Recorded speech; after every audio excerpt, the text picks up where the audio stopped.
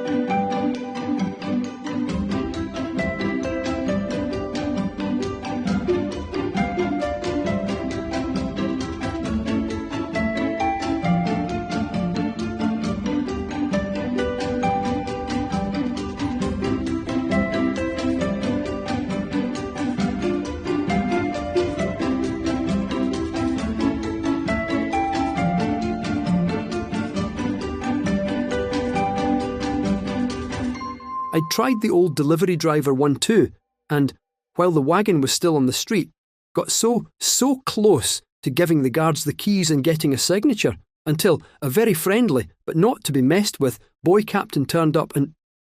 Well, shit, they need it backed into the yard through the ancient and historically important gates. The captain calls a few more guys over and starts explaining that they get lorries delivered a lot, and he'll get the traffic stopped, and something about the ancient gate. But the younger me, about to do his first ever reverse in the wild while nearly ODing on adrenaline, is just calmly thinking,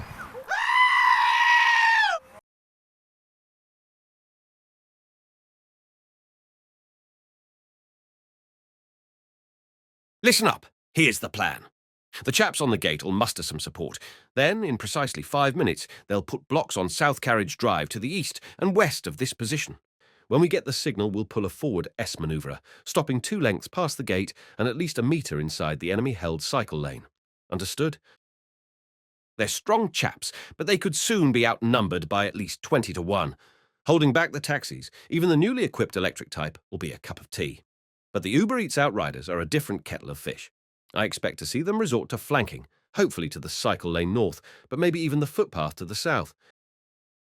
Then, with eyes on stalks, it's time to slowly foxtrot Alpha toward the gate, always keeping the tractor flirting with the cycle lane, just like we did in training. Once through the gates, the chaps will reopen the road and we'll have a chinwag about where to leave the wagon. Job done. Here's a fact.